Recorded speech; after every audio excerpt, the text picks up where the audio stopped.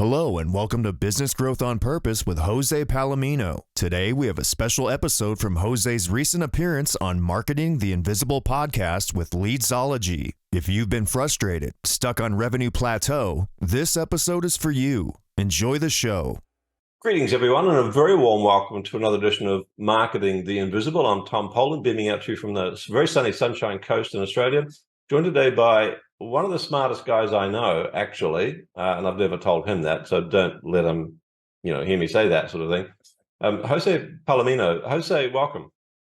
Well, glad to be here, Tom. Thanks. Yeah, I mean, you're not only a smart guy, you actually look really intelligent as well, which is always boy, that's a good pair, right? One could argue that's even more important. So, Jose, where are you calling in from? Where are you hanging out? Yeah, I live in the suburbs outside of Philadelphia, so I'm on the East Coast of the U.S. Philly. Yeah, I only heard good things about people that come from Philly. Oh, yeah. So, and you're also the CEO of Value Prop Interactive, which, what I'm really interested, folks, about what Jose does is that he's unlocked well over $250 million in growth for dozens of B2B owner-led businesses. But he also works with people who feel that they're in a commodity market. In other words, your product, the great unwashed masses don't realize that your product might have differentiation. It appears to be the same set of golf clubs or the same car or the same consulting service or whatever it is as everyone else is offering. And so part of, I think, your core, your fundamental point of difference and your superpower, if you like, is that ability to differentiate in the marketplace and to generate demand through that differentiation, even when the product might appear to be the same. So that's a little bit about Jose, folks. Let's find out dive a bit deeper on his magic. Jose, our 7 minutes is going to start now, sir. Question number one, who's your ideal client? It'd be the owner, CEO, an owner that actually is operating a business in a B2B context. Yeah, typically between like 2 and 20 million in revenues. Lower number if they're more services, bigger number if they make something physical. Right, perfect. So very clear on that. And what would you say? How would you define the problem that you solve for them? What do they come to you for? Yeah, generally, when I think back on all the clients I've worked with, they were at a point of being stuck. They felt stuck, either revenue stuckness or not quite sure how to get to the next thing. Like they had a desire to get to the next thing, next level of growth, next market, whatever. Not quite sure how to get there. Right. But they know it's there. And they know it's there. They feel it, but they've tried the stuff, but it just somehow doesn't come together. Their team doesn't pull it together. They're not quite sure what to do next. A lot of those folks, when I have a conversation with them, they're one of the comments they make is people think I'm quite successful, but I just don't feel it yet. And I know I know there's a lot more power in the engine if I could just extract it. Absolutely. So that's a nice bridge to question 3. What would you say are some of the typical symptoms of your ideal clients before they engage your services? What's going on in their business or their life, which would give our listeners a bit of a heads up as, that's me too. Sure. The first most obvious one is a revenue plateau, right? So they've hit a certain level of growth, they hit a certain number, but they're there for 3 years, for 4 years. Adjusted for inflation, they haven't really moved, or maybe they moved backwards a little bit.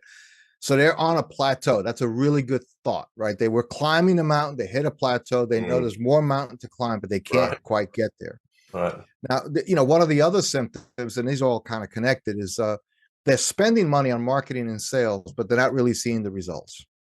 Right. So there is not a lack of investment. Sometimes it's a lack of investment, but often even with the investment, it's just not moving.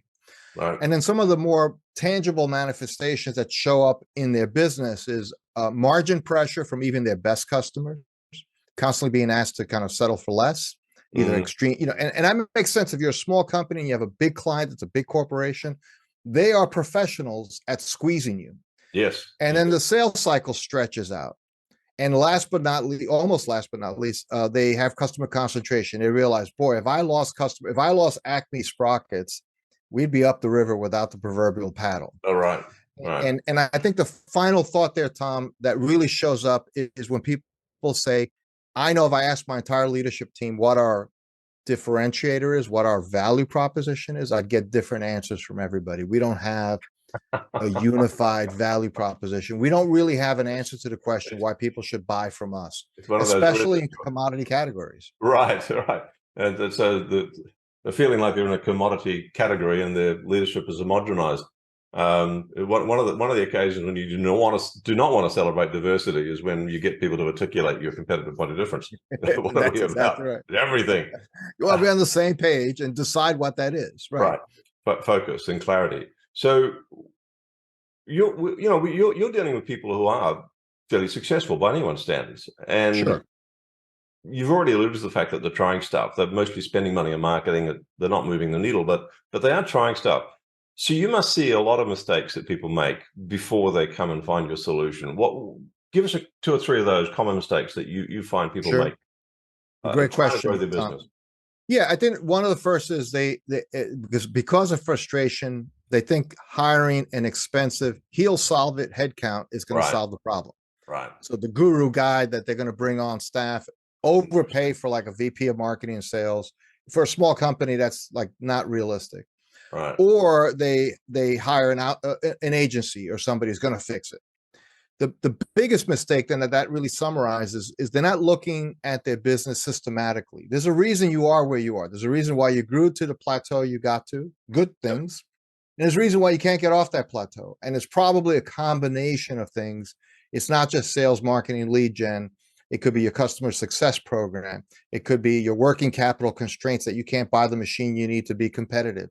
All those things tie together and create that stuck condition.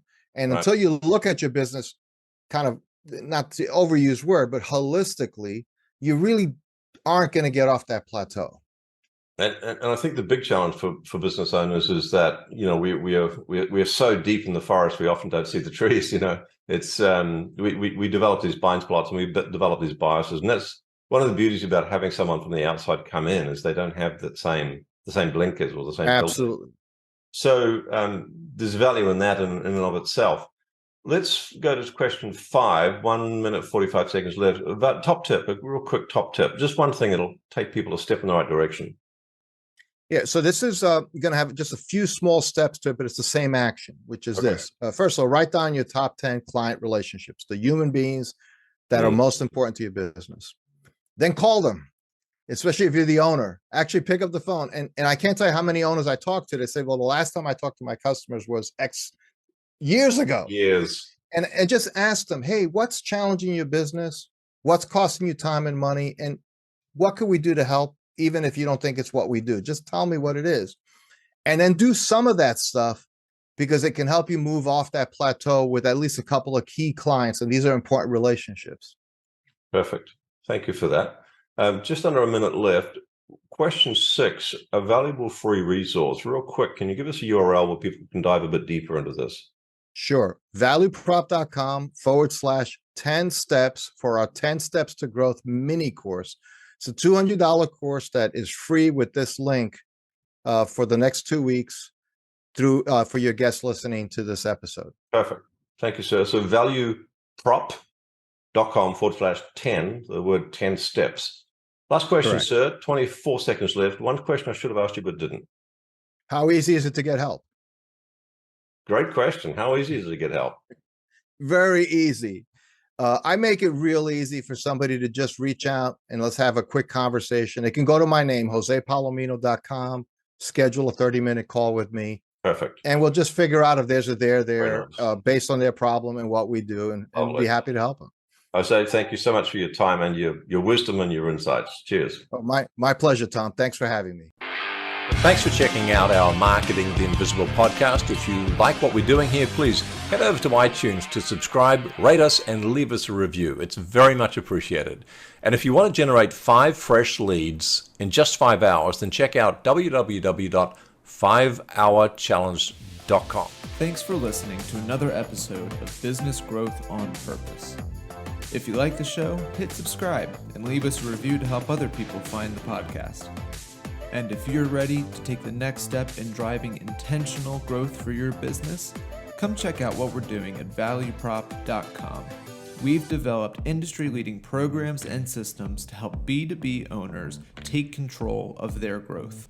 Until then, thanks for listening to another episode of Business Growth on Purpose.